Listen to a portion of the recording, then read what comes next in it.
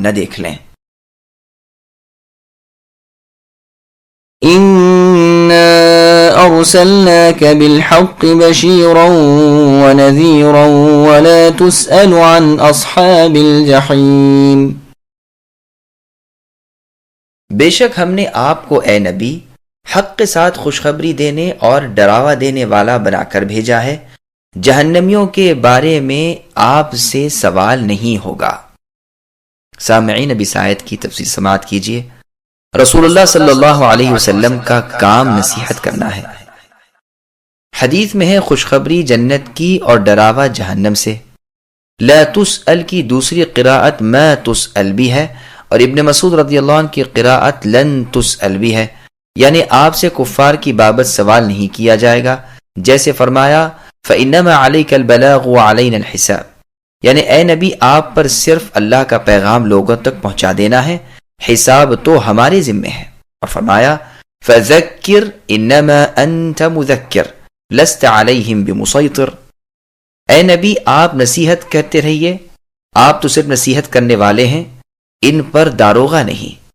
اور جگہ فرمایا نحن اعلم بما یقولون الآیات، اے نبی ہم ان کی باتیں بخوبی جانتے ہیں، آپ ان پر جبر کرنے والے نہیں۔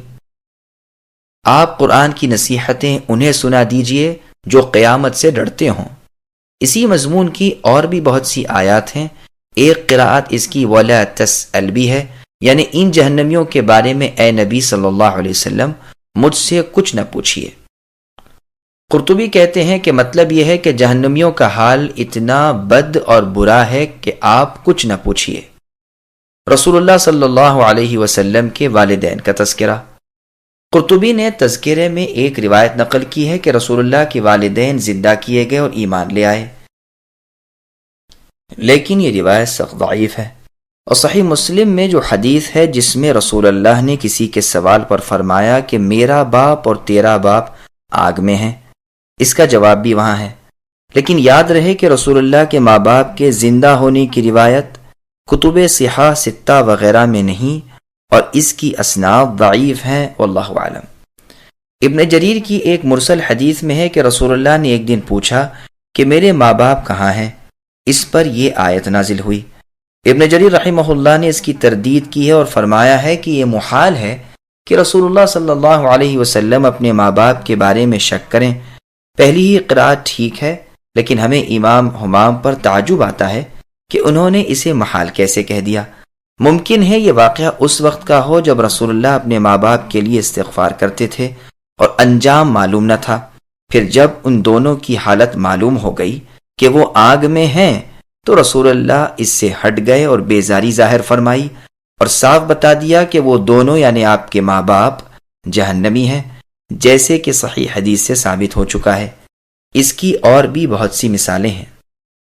مسند احمد میں ہے کہ عبداللہ بن عمرو بن العاص رضی اللہ عنہما سے عطا بن یسار رحمۃ اللہ علیہ نے پوچھا کہ رسول اللہ صلی اللہ علیہ وسلم کی صفت و ثنا تورات میں کیا ہے؟ تو آپ نے فرمایا ہاں، اللہ کی قسم جو صفتیں رسول اللہ کے قرآن میں ہیں وہی تورات میں بھی ہیں۔ تورات میں ہے کہ اے نبی ہم نے آپ کو گواہ اور خوشخبریاں دینے والا اور ڈرانے والا اور ان پڑھوں کا بچاؤ بنا کر بھیجا ہے۔ آپ میرے بندے اور میرے رسول ہیں۔ میں نے آپ کا نام متوکل رکھا ہے۔ آپ نہ بد زباں ہیں، نہ سخت گو، نہ بد خلق، نہ بازاروں میں شور و غل کرنے والے ہیں، نہ برائی کے بدلے برائی کرنے والے ہیں، بلکہ معاف اور درگزر کرنے والے ہیں۔